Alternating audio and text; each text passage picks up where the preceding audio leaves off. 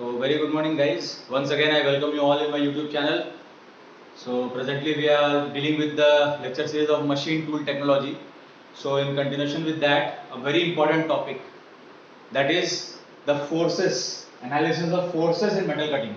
As we all know that in metal cutting there are three types of velocities which I have already explained.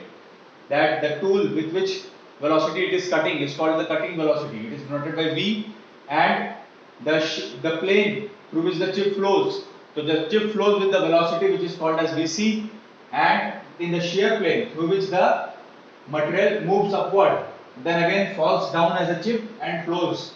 So the velocity with which the material moves upward in the shear plane is the shear velocity Vs. So as there is a velocity, then definitely there will be a force.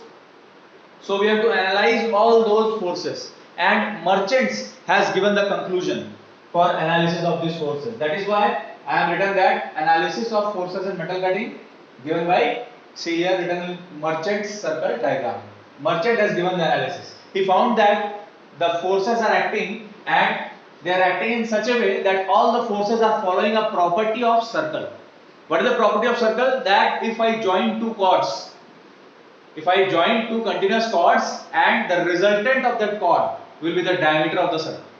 So here all the forces are like that only. I will explain it in this video. Please concentrate. Okay. I have drawn this diagram many times. You all know this is the diagram of metal cutting. So here, if this is the direction of velocity, so definitely in this direction a cutting force will act. So that the cutting force is Fc. Definitely opposite to this Fc there will be Fc here also. But I am considering you can consider this Fc also, no problem. I am presently considering the forces acting on the tool. Okay.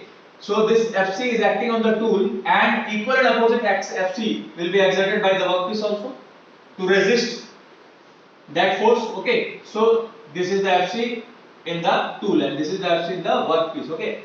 So with this Fc there is perpendicular force Ft also. Why? Because since this is the tool, it is cutting. So if it is cutting, then it is providing a vertical motion, which we all called as a tangential force. I have already explained. So that tangential force is acting downward, and opposite to that, that tangential force will be acting downward on what? On the tool, and upward on what? On the workpiece.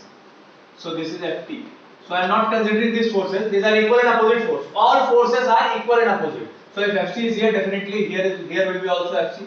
If Ft is downward, definitely upward Ft will also be there. But since we all know the concept of free body diagram, we are considering only the external forces. Okay. So this is Fc, this is Ft, and the resultant is R. Now moving forward toward the chip. So we all know that the chip flow velocity is this Vc, and the direction of force will be parallel to this plane, this frictional plane between the chip and the tool interface. So in this direction only there will be the friction. So since it is cutting in this direction, definitely the frictional force in the workpiece will be acting in this direction, Ff. But equal and opposite Ff will be acting in the tool. I am writing the direction of the tool. Okay. So this is Ff, downward direction. Definitely here will be also one force, normal force. So this is the normal force, perpendicular. This is the resultant R dash. Okay. Now if I consider about this shear plane, in this shear plane also there will be a shear force. So the direction of shear force will be like this, upward. So I have drawn this Fs.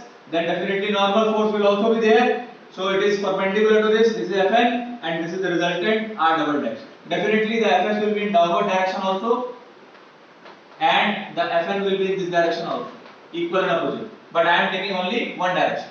So no problem, you will take this direction also. No problem. Okay. So I have taken all this direction. So I have seen that there are 6 different forces and 3 resultant, R dash, R double dash. Now Merchant has studied all these forces. Okay. What he found that all these forces are following a property of a circle. Means he concluded that this Ff and Fn, these are, if I suppose these are the two chords of a circle, then this resultant R will be the diameter of the circle. Here also same property. If these are the two chords of circle, resultant R will be the diameter of the circle. Similarly here also, resultant R will be the diameter of the circle. So this is the property of the circle. If these are the two chords, So if we join the two chords, then the resultant joining the two chords will be the diameter of the circle.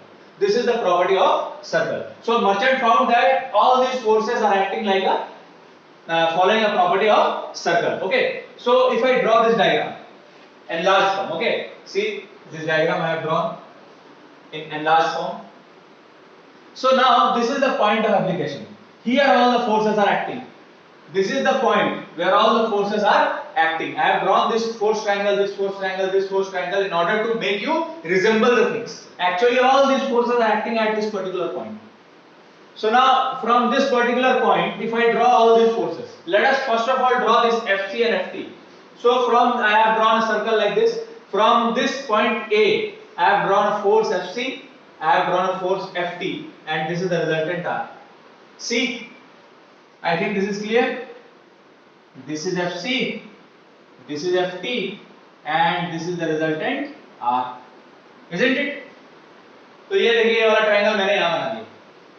Clear? Now if I draw this chip flow velocity वाला triangle, तो क्या है? FF है और N है. तो ये FF कैसा लग रहा है? In which direction this FF is acting? In the direction of this rake surface of the tool, isn't it? This rake surface of the tool. This rake surface of the tool. So if I have drawn the tool like this, if I have drawn the tool like this, so this is the rake surface of the tool, isn't it? So extend this rake surface of the tool like this. So I have extended this up to here. See, this is FF, and here this is N perpendicular to FF. So from perpendicular to FF, draw a line. This is 90 degree. See, here it is also 90 degree.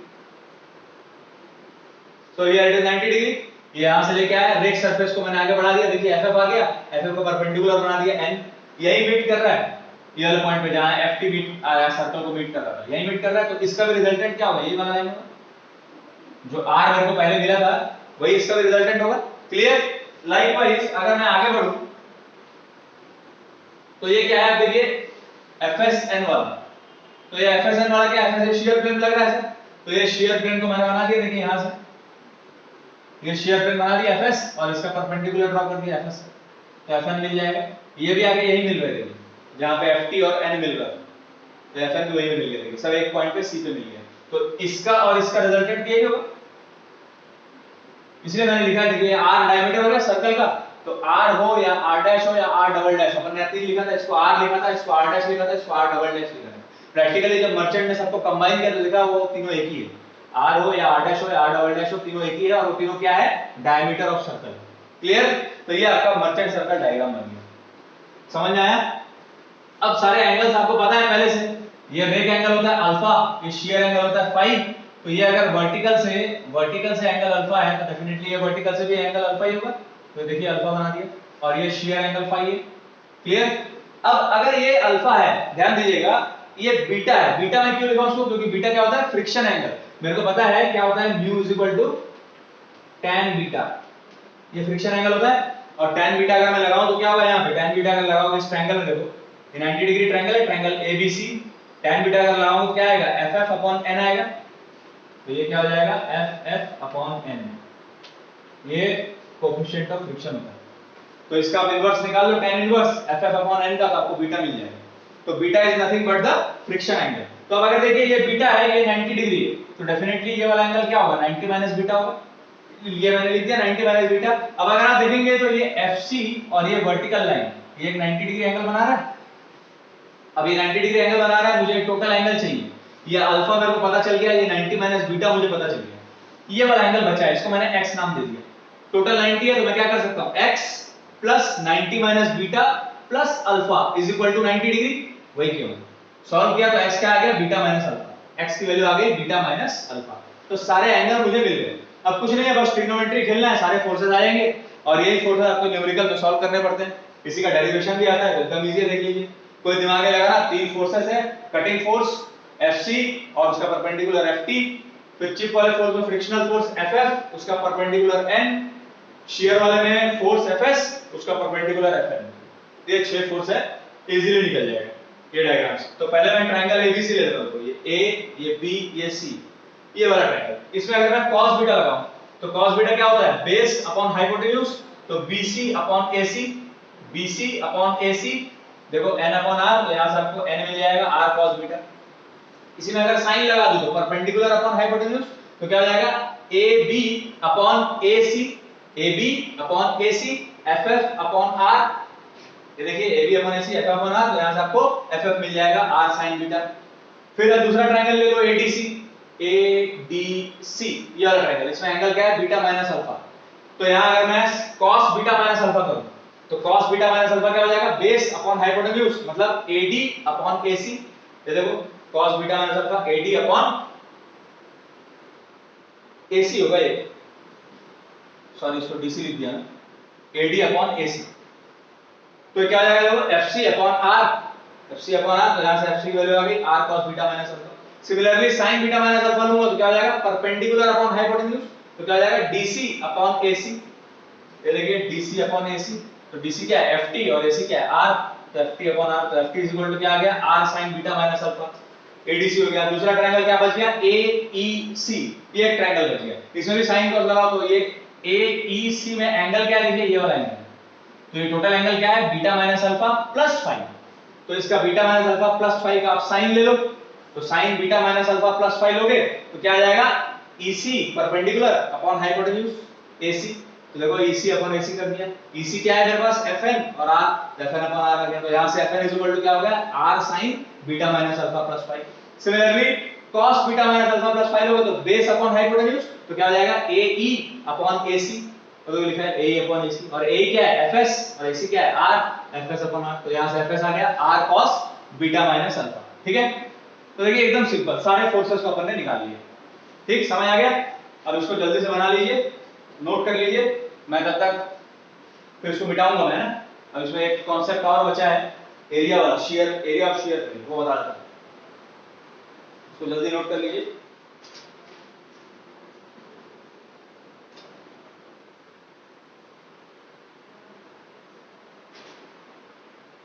तो share वाला force कौन सा है, share वाला FS और एफएन, यही था ना शेयर प्लेन वाला। ये देखिए शेयर प्लेन में वीएस लग रहा है, तो इसी का फोर्स है एफएस और एफएन। तो एफएस और एफएन को मैं थोड़ा मॉडिफाई कर सकता हूं एरिया ऑफ शेयर प्लेन के हिसाब से, वही डायग्राम आपको बताऊंगा रीडिंग बना करके, तब तक इसको नोट करिए।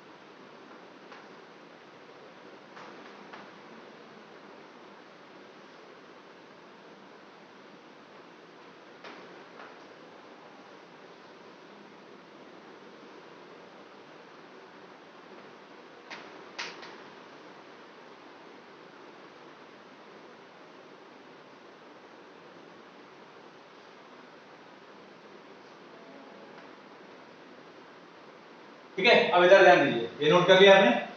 अब देखिए ये जो शेयर प्लेन है एफएस जहां लग रहा था, बेसिकली क्या एक्चुअली ये पूरा शेयर प्लेन है, तो एफएस आपका ऐसा लग रहा है, ये एफएस लग रहा है।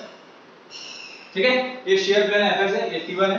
अगर मैं ये वाला एरिया की बात करूं, इस एफएस जिस एरिया में लग रहा है ये एफएस, ये कौन सा एरिया है, अगर मैं इसको नाम दे दूं A B C D, और यहां परपेंडिकुलर ड्रॉप किया, इसको E नाम दे दूं, तो ये ABCD जो एरिया है, ABCD जो एरिया है, ये शेयर प्लेन का एरिया है, एरिया ऑफ शेयर प्लेन।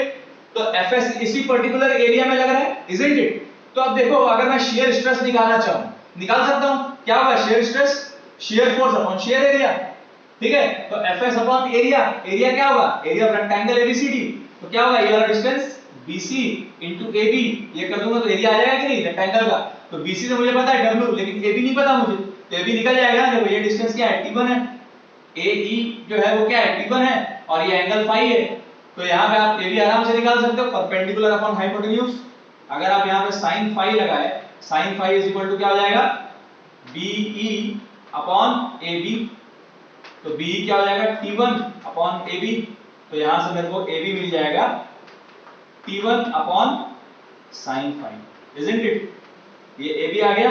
तो एरिया ऑफ शेयर प्लेन में निकाल सकता हूं। एरिया ऑफ शेयर प्लेन क्या हो जाएगा? AB into BC, isn't it? तो AB क्या है? T1 अपॉन sin फाई, और BC क्या है? Width W। तो T1 W upon sin phi. ये मेरे को क्या मिल गया? Area of shear plane. अब सिंपल है, शेयर फोर्स अपॉन AS कर दूंगा तो मेरे को क्या मिल जाएगा? फोर्स अपॉन एरिया करूंगा तो टाउ S मिलेगा कि नहीं मिलेगा? ठीक है, तो tau S is equal to क्या हो जाएगा? Tau S is equal to Fs upon AS। Fs कितना है? अगर मेरे को Fs चाहिए तो टाउ S AS कर सकता हूं। Fs क्या है? टाउ S AS कर सकता हूं। तो टाउ S इनटू AS कितना है मेरा? T1W upon sin phi. तो ये मेरे को Fs मिल गया, देखिए clear? Tau S into T1W upon sin phi. Similarly same चीज होगा अगर ये Fs का परपेंडिकुलर जो फोर्स लग रहा था, देखो ये Fs इसका परपेंडिकुलर लग रहा था, Fn इस डायरेक्शन में क्या लग रहा था? Fn लग रहा था। अगर आपको Fn चाहिए तो भी एक चीज है, सिग्मा n नॉर्मल फोर्स क्या होता है? Sigma n। शियर स्ट्रेस क्या होता है? Tau S। नॉर्मल स्ट्रेस क्या होता है? Sigma n। तो सिग्मा n इक्वल टू क्या हो जाएगा? Fn upon area of shear plane. इसी एरिया में लग रहा है ये भी, तो यहां से मेरे को Fn अगर चाहिए तो मैं सिग्मा n इनटू AS लिख सकता हूं। तो सिग्मा n इनटू AS कितना आया था मेरा? T1W upon sin phi. तो देखो Fn और Fs की वैल्यू मैं ऐसे भी निकाल सकता हूं, Fs और Fn। देखो यहां पे Fs और Fn क्या है? ये आया। अगर आप ये नहीं निकाल पा रहे हो लेकिन आपको नॉर्मल स्ट्रेस और शियर स्ट्रेस दे दिया तो आप डायरेक्ट ये वाला फॉर्मूला लगाइए और Fn और Fs आपको मिल जाएंगे, और उससे आप यहां से जो अननोन रहेगा ये वाला फॉर्मूला से कंपेयर करिए दोनों को, वो निकल जाएगा। समझ आया? तो एरिया ऑफ शियर प्लेन का क्या यूज देखिए, नोट करिए इसको। फिर एक इंपॉर्टेंट चीज और बताऊंगा। क्या इंपॉर्टेंट चीज बताऊंगा? देखिए, अगर मान लीजिए अल्फा 0 हो गया, अल्फा अगर 0 हो गया इसका मतलब टूल ऐसा बन गया आपका, रेक एंगल 0 हो गया, ये टूल बन गया आपका ऐसा। तब अगर अल्फा इधर बन गया तो मैं क्या बताया था? एफएफ कहां रहता है? रेक सरफेस के आगे रहता है एफएफ। तो आपका रेक सरफेस ये आ गया तो आपका एफएफ भी यहां बन जाएगा। तो ये अगर आपका एफएफ बन गया, ये एफएफ इधर आ गया, तो इसका मतलब ये एफसी के परपेंडिकुलर हो गया कि नहीं? जो एफएफ है एफसी के परपेंडिकुलर हो गया। तो एफएफ का परपेंडिकुलर क्या होता है? एफएफ का परपेंडिकुलर एन होता है। तो यहां एफएफ का परपेंडिकुलर अगर आप बनाओगे तो ये एन आ जाएगा, देखिए इधर आ जाएगा डायरेक्ट, ये ऐसा मिलेगा यहां पे, एक रेक्टेंगल बन जाएगा। तो एफसी, एफएफ, एन और एफटी ये मिलाकर क्या बना देगा? एक रेक्टेंगल बना देगा। अब ये रेक्टेंगल भी हो सकता है, ये स्क्वायर भी हो सकता है, वो डिपेंड करेगा बीटा पे। अगर आपका बीटा का वैल्यू 1 है तो स्क्वायर बनेगा, अगर आपका बीटा का वैल्यू 1 नहीं है तो रेक्टेंगल बनेगा। तो अंदर क्या होगा? अगर स्क्वायर बन गया तो एफसी, एफएफ, एन और एफटी सब बराबर हो जाएगा, लेकिन अगर रेक्टेंगल बना तो एफसी और एन बराबर रहेगा, एफएफ और एफटी बराबर रहेगा। ये अंदर होगा, बस रेक्टेंगल उसको बताऊंगा मैं। इतना नोट, ये नोट कर लीजिए आप तब तक, फिर मैं मिटाऊंगा इसको।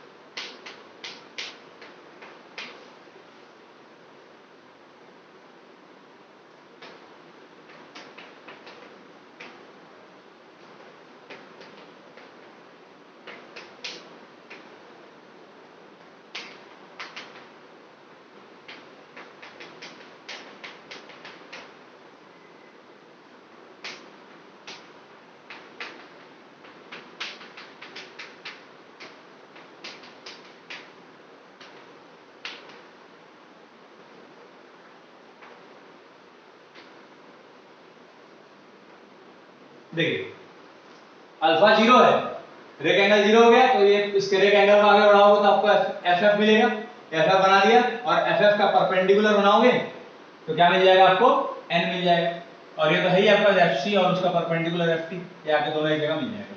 तो ये क्या बनाएगा, एक रेक्टेंगल बनाएगा। बीटा अगर 1 नहीं है, मतलब 45 डिग्री नहीं है, if beta is not equal to 45 degree, मतलब म्यू की वैल्यू 1 नहीं है, तो उस समय क्या हो जाएगा आपका, ये रेक्टेंगल बनाएगा। तो एफ सी और एन बराबर है, दिख रहा है आपको, और एफ एफ और एफ टी बराबर, ये भी दिख रहा है, और एफ सी एफ टी के परपेंडिकुलर है, ये सॉरी एफ सी इसको परपेंडिकुलर होता ही है, यहाँ पे एफ सी एफ एफ के परपेंडिकुलर है और एफ टी एन के परपेंडिकुलर है, ये परपेंडिकुलर दिख रहा है। अब यही चीज क्या होगा अगर आपका अल्फा 0 रहे और म्यू भी 1 के बराबर है, तो कहानी में क्या ट्विस्ट आ रहा है।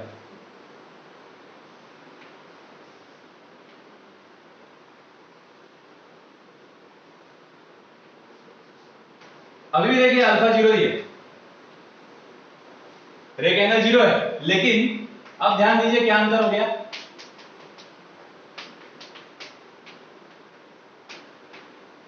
अब ये बीटा की वैल्यू कितनी आ गई, देखिए 45 डिग्री।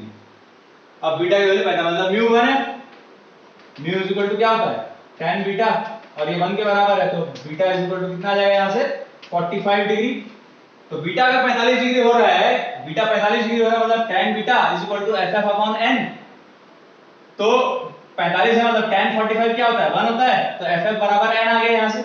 अब ये बीटा है तो ये भी बीटा है कि नहीं, तो ये ऑल्टरनेट एंगल, तो ये भी बीटा है। अब ये बीटा है, यहाँ पे लगाओगे तो tan बीटा बराबर F C upon F T, tan 45 1 हो गया, तो एफ सी बराबर एफ टी हो गया, मतलब F F is equal to N is equal to F T is equal to F C, सब बराबर आ गया। तो चारों साइड अगर बराबर हो गया तो ये क्या हो गया, एक स्क्वायर हो गया। तो ये कब होगा, जब म्यू 1 रहेगा या बीटा 45 डिग्री रहेगा, तभी होगा। तो यहाँ पे F C is equal to F T is equal to F F is equal to N, that is क्या हो गया,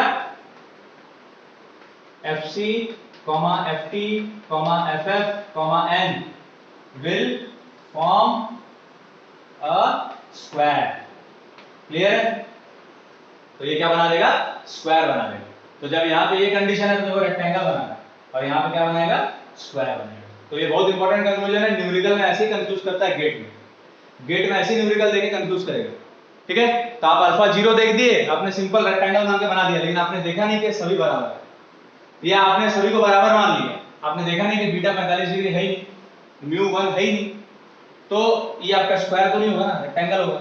तो उस समय आपका एफ सी और एन बराबर रहेगा, लेकिन एफ सी एफ एफ के बराबर नहीं रहेगा। यहाँ एफ सी और एफ एफ और एफ टी सब बराबर है, तो ये वाला लॉजिक अगर आपने यहाँ लगा दिया तो आपका न्यूमेरिकल गलत हो गया। इसलिए ध्यान से देखना है, गेट ऐसे खेलता है, ठीक है। ये छोटे छोटे चीज सिली सिली थिंग्स से गेट खेलेगा, एप्टीट्यूड को चेक करेगा आपके, ठीक है। लेंथी क्वेश्चन नहीं आएगा गेट। तो ये कॉन्सेप्ट है, नोट कर लीजिए जल्दी इसको। फिर एक कॉन्सेप्ट और बचा, बता देता हूं, अगली क्लास से अपन इसका न्यूमेरिकल बनाएंगे।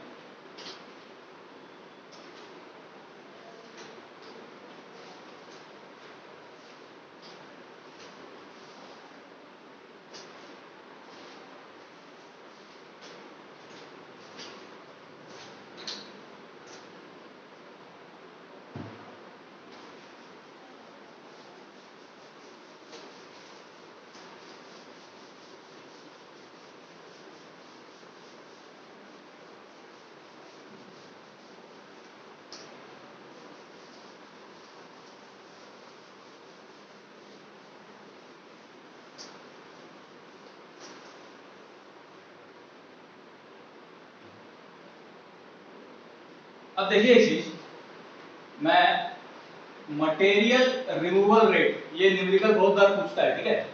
मटेरियल रिमूवल रेट निकालने में इसका कॉन्सेप्ट बहुत इंपॉर्टेंट है, ध्यान से देखिए। इसको एम आर आर भी बोलते हैं, ठीक है। तो इसमें एक चीज ध्यान देने वाली बात है, ठीक है। हम लोग फ्लूइड मैकेनिक्स पढ़े हैं कि कोई भी चीज अगर पाइपलाइन है, ये फ्लो हो रहा है, तो ये वेलोसिटी है, इसका फ्लो वेलोसिटी, और ये एरिया है ना, ये एरिया है, क्रॉस सेक्शनल एरिया ACS। तो ये जो वेलोसिटी है, अब इसका मैं अगर 2D व्यू देखूं तो मेरे को क्या दिखेगा, रेक्टेंगल दिखेगा, ये सर्कल का सरफेस एक रेक्टेंगल है ऐसा, और ये वेलोसिटी लग रहा है, ये ACS है यहाँ पे, ये वेलोसिटी लग रहा है। तो देखिए एरिया का जो प्लेन है और जो वेलोसिटी जिस प्लेन में लग रहा है, दोनों परपेंडिकुलर है कि नहीं। तो यहाँ से मेरे को अगर डिस्चार्ज निकालना है तो मैं A into B करता हूँ, लेकिन ये फॉर्मूला तभी वैलिड है जब एरिया का प्लेन और वेलोसिटी का प्लेन परपेंडिकुलर हो। ठीक है, बहुत बारीक सा चीज है, ऐसा में पढ़े हो। ए बी का फॉर्मूला सबको पता है डिस्चार्ज निकालना, लेकिन कॉन्सेप्ट क्या है, ए बी कब वैलिड होगा, जब एरिया का प्लेन और वेलोसिटी का प्लेन क्या होगा, परपेंडिकुलर होगा। ठीक, तो अब ध्यान दीजिए सेम कॉन्सेप्ट यहां भी, मटेरियल रिमूवल रेट मतलब क्या, डिस्चार्ज, कितना मटेरियल निकल रहा है आपका, यही फॉर्मूला लगाना है आपको, एरिया इनटू वेलोसिटी। लेकिन अब ध्यान देने वाली बात क्या है, ध्यान देने वाली बात क्या है, देखिए ये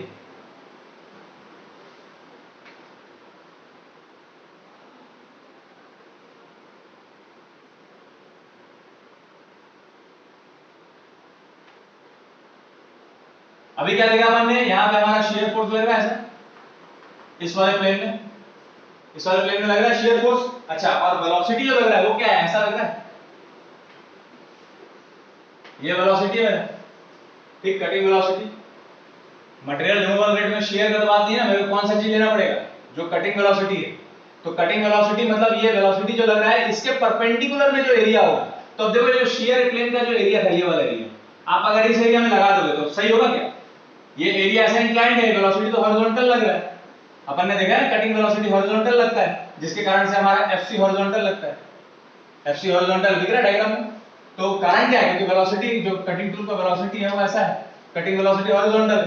तो अब कटिंग वेलोसिटी अगर हॉरिजॉन्टल है तो उसका प्लेन कैसा होना चाहिए, वर्टिकल होना चाहिए कि नहीं, ये तो इंक्लाइंड है। तो ये प्लेन का अगर आपने एरिया ले दिया और ए एरिया इनटू ये वेलोसिटी कर दिया, वो आपको मटेरियल रिमूवल रेट बोल दिया, तो गलत। तो कॉन्सेप्ट क्या आ गया, अब ध्यान दीजिएगा, इसको मैं अगर ऐसा वर्टिकली ड्रॉप कर दूं और ये एक एरिया दिख रहा है, दिख रहा है ये वाला एक एरिया, तो ये मुझे एक और एरिया दिख रहा है कि नहीं दिख रहा है, सब बताइए, ये एरिया दिख रहा है, इसका लेंथ क्या है, W है, और ये थिकनेस मुझे पता है क्या है, T1 है।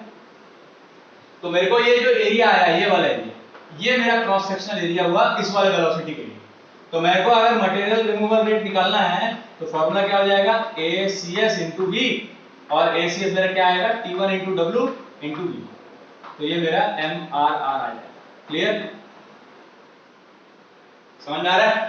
तो T1W into V क्या होगा आपका, मटेरियल रिमूवल रेट होगा। क्लियर, समझ आ रहा है। तो ये बहुत इंपॉर्टेंट चीज है भैया ना, T1W into V, material removal rate. तो पूछेगा क्यों T1W लेते हैं हम, यहाँ पे ये वाला क्या है हमारा, T1W अपॉन साइन थीटा, ये आएगा T1 upon sine theta into W। तो एरिया क्या आया था मेरा, शियर प्लेन का area T1W upon sine theta, तो मैं साइन फाई, सॉरी ये एंगल फाई होता है, तो मैं T1W अपॉन साइन फाई क्यों नहीं लिया, क्योंकि वो शियर एरिया है, उसका परपेंडिकुलर ये वेलोसिटी नहीं लग रहा है, ठीक है ना, तो वो मैं नहीं ले पाऊंगा। तो मेरा कटिंग वेलोसिटी जैसा लग रहा है उसके परपेंडिकुलर प्लेन होना चाहिए। तो मेरा कटिंग वेलोसिटी हॉरिजॉन्टल लग रहा है तो उसका प्लेन कैसा होना चाहिए, वर्टिकल होना चाहिए। आप देख लो ये प्लेन वर्टिकल है कि जो ACS जिसको मैं लिखा हूं, है ना। तो ये कॉन्सेप्ट आपको ध्यान में रखना है। क्लियर, ठीक, नोट करिए।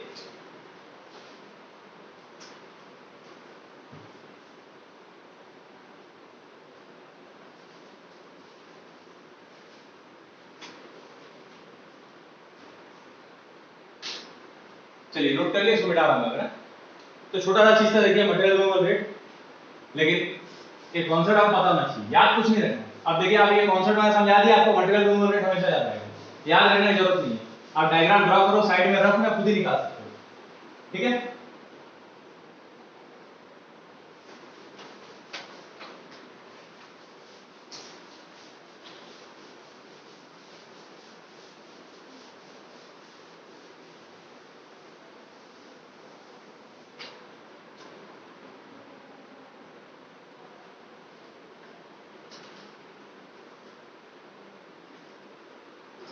अब देखिए मर्चेंट्स का जो थ्योरी है उसका कुछ असम्पशन है, मर्चेंट्स का जो थ्योरी है उसका कुछ असम्पशन है, ठीक है।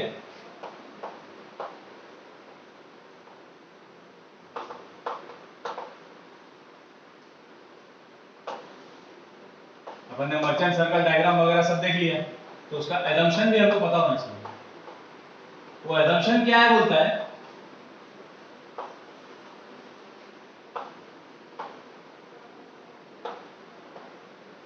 वर्क मटेरियल बिहेव्स लाइक, बहुत इंपॉर्टेंट ध्यान दीजिएगा ना, वर्क मटेरियल बिहेव्स लाइक, क्या माना उसने, परफेक्ट या आइडियल प्लास्टिक, आइडियल प्लास्टिक मान लियो। हमको सबको पता है अगर मैं स्ट्रेस स्ट्रेन डायग्राम बनाऊं तो आइडियल प्लास्टिक कैसा बनता है, ऐसा। मतलब भले स्ट्रेस कांस्टेंट हो लेकिन स्ट्रेन आता रहेगा। आप स्ट्रेस मत बढ़ाइए लेकिन बॉडी डिफॉर्म होता ही रहेगा, आइडियल प्लास्टिक।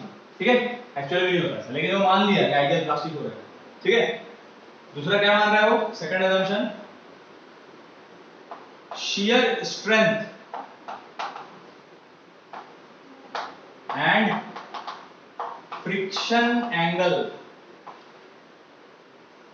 are constant।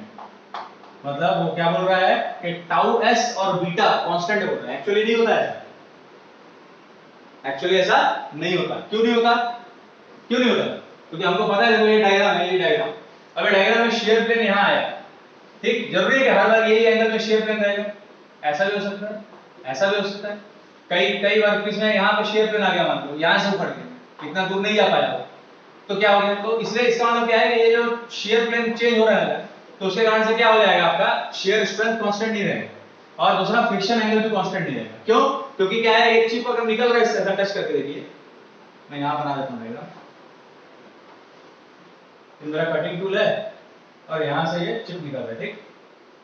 तो देखिए ये वाला जो जगह है, ये वाला जगह, यही बीटा बनता है आगे आगे, ये सरफेस आगे ऐसा गया और यहाँ से आप परपेंडिकुलर बनाए, उसमें से जोड़ दिए तो ये वाला एंगल बीटा बन गया। तो ये जो जगह है देखिए, ये बार बार चेंज होगा कि नहीं होगा? सेम रहेगा क्या? सेम रहेगा क्या? ये चेंज हो रहा है, एंगल आप चेंज कर रहे हो हर बार, तो ये अगर चेंज हो रहा है तो ये वाला एंगल चेंज हो गया। अगर मान लीजिए आपका टूल इधर आ गया तो आपका एफ इधर हो गया, एफ इधर हुआ तो उसका परपेंडिकुलर इधर आ गया, पॉइंट इधर आ गया तो बीटा चेंज हो गया।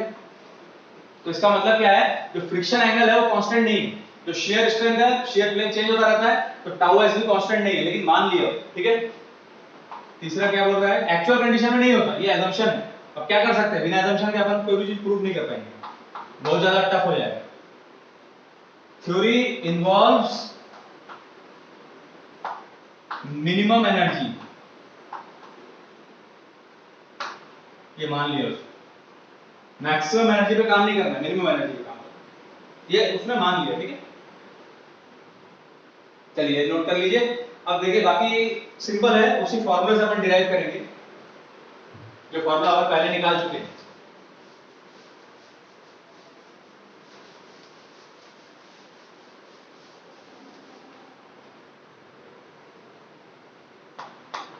हमको पता है FC इक्वल टू क्या आया, मर्चेंट सर्कल डायग्राम से अपन ने देखा ना, cos बीटा माइनस अल्फा, और FS कितना आया, R cos beta minus alpha plus five, ये आ गया।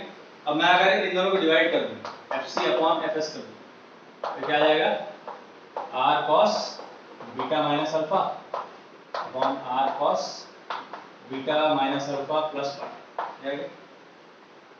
तो यहाँ से FC इक्वल टू क्या आ गया, FS cos beta minus alpha upon cos beta minus alpha plus five, ये आ गया। FS का वैल्यू पुट कर दो, अभी मैंने निकाल लिया शियर प्लेन वाला जो फॉर्मूला था, tau S into T1 into W upon sine five, ये था। और ये क्या आ जाएगा, cos बीटा माइनस अल्फा और cos beta minus alpha plus five, clear, ये आ गया। अच्छा ये मेरा क्या मिल गया, FC मिल गया, कटिंग पावर आ गया और कटिंग फोर्स आ गया। अब मेरे को अगर कटिंग पावर चाहिए तो मैंने क्या बताया था, cutting force into cutting velocity, यही होगा। तो कटिंग फोर्स इनटू वेलोसिटी कर दोगे तो ये आ गया आपका tau S T1 W cos beta minus alpha upon sin five cos beta minus alpha plus five into velocity. तो मेरा कटिंग पावर आ गया, ठीक, कटिंग पावर आ गया। अब यहाँ एक चीज देखो आप कि यहाँ फाइव जो है, कटिंग पावर जो है, इस फॉर्मूले को देख के आपको क्या समझ में आ रहा है, क्या वेरी कर रहा हो? हमने एज्यूम कर लिया shear strength friction angle constant है, मतलब टाउ एस कांस्टेंट है, बीटा कांस्टेंट। तो अगर ये दोनों कांस्टेंट हो गया तो डेफिनेटली ये T1 और W में कोई चेंज नहीं आएगा, शियर प्लेन कांस्टेंट है, यही है शियर प्लेन, आप मान रहे हो चेंज नहीं होगा। तो ऑब्वियसली अगर ये शियर प्लेन है तो उसका विड्थ भी चेंज नहीं होगा, उसका T1 भी चेंज नहीं होगा, सेम रहेगा। तो ये सब कांस्टेंट हो गया इसका मतलब। तो वेरी बस क्या कर रहा है, फाई वेरी कर रहा है। और रेक एंगल तो कांस्टेंट होता ही है, आपने एक जगह फिक्स कर दिया, अल्फा को चेंज नहीं कर रहे हो, तभी तो अगर अल्फा चेंज नहीं करोगे तभी तो आपका एफएफ चेंज नहीं होगा ना, और एफएफ चेंज नहीं होगा तभी बीटा कांस्टेंट आएगा। तो इसका मतलब बीटा अगर कांस्टेंट मान रहे हो तो आपका अल्फा भी कांस्टेंट होना चाहिए। तो यहाँ सारा चीज कांस्टेंट हो गया, कटिंग वेलोसिटी चेंज नहीं कर रहा, आप कांस्टेंट मान लियो। तो अब क्या होगा, इससे समझ में क्या आ रहा है कि चेंज क्या हो रहा है, फाई। तो इसका मतलब क्या है, इसको बिठा रहा हूं मैं एजम्पशन को, लिख लिए होगे आप सब।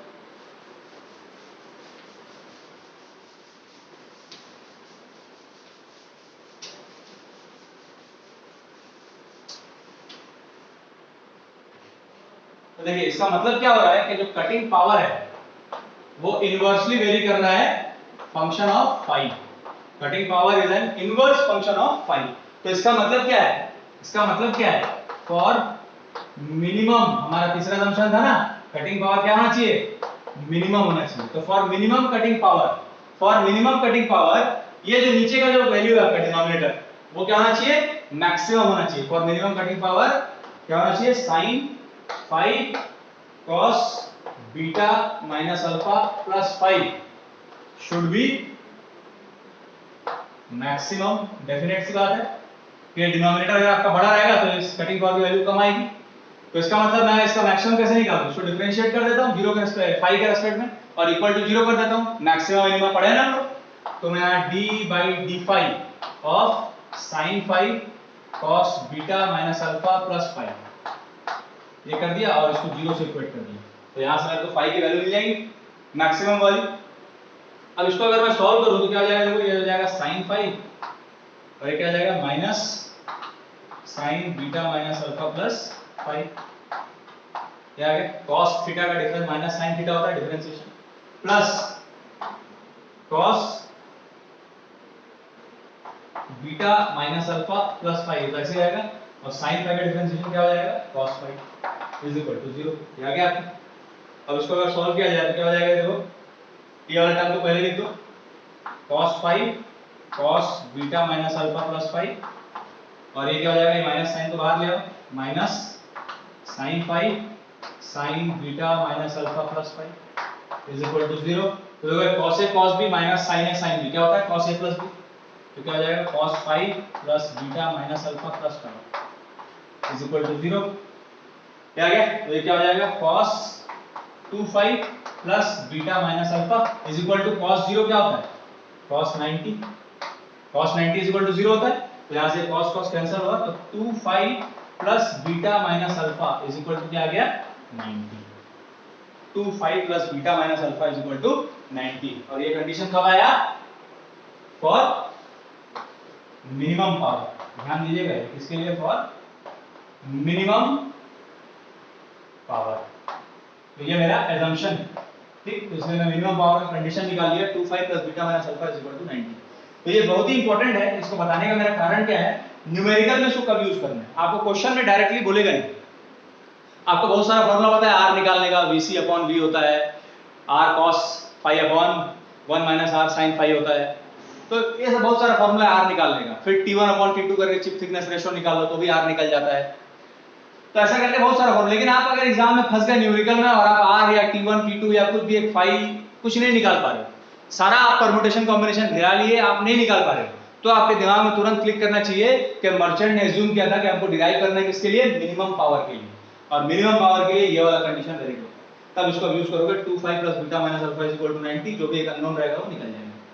तो ये सॉल्व हो जाएगा। जब तक ये रामबाण है, ये कभी हर समय यूज नहीं करना है। आप नॉर्मल क्वेश्चन में इसको यूज करके बना दिए, गलत हो जाएगा। ये कब यूज करना है, जब आप फंस जाओ, आप कुछ भी कर लो, आपको R T1 T2 या फाई ये सब नहीं निकल पा रहा है, कुछ भी कर लीजिए नहीं निकाल पा रहे, तो नहीं निकाल पा रहे हो तब आपको इसको यूज करना है। समझ जाना कि मिनिमम पावर वाला कंडीशन, तो लिख देना as per merchant's assumption the condition for minimum power is this, therefore using this formula। ये यूज करके आपको निकालना है। चाहे यूनिवर्सिटी एग्जाम रहे तो ऐसा लिखना है, गेट के एग्जाम में तो कुछ लिखने की जरूरत नहीं है, आपके दिमाग में रहना चाहिए। ठीक, समझ आया? तो ये आपका कंप्लीट हो गया मर्चेंट्स, इसको नोट कर लीजिए, मर्चेंट सर्कल डायग्राम या analysis of forces in metal cutting. ये पूरा कंप्लीट हो गया, नोट कर लीजिए। अगली क्लास से हम इसका न्यूमेरिकल बनाएंगे, बचा है बस न्यूमेरिकल बना लेंगे तो आपका ये पार्ट कंप्लीट हो जाएगा। कौन सा? Mechanics of machining operation. तो ये मैकेनिक्स पार्ट आपका कंप्लीट हो जाएगा। उसके बाद हम चालू करेंगे टूल सिग्नेचर। ठीक है, तो टूल सिग्नेचर अपन पहले न्यूमेरिकल बनाएंगे अगले वीडियो में, उसके बाद न्यूमेरिकल वाले वीडियो के बाद अपन टूल सिग्नेचर चालू करेंगे। ठीक है गाइस, मेरा वीडियो पसंद आ रहा है, please guys please like share and subscribe my channel if you like my videos and stay home stay safe. जय हिंद जय भारत गाइस, थैंक यू।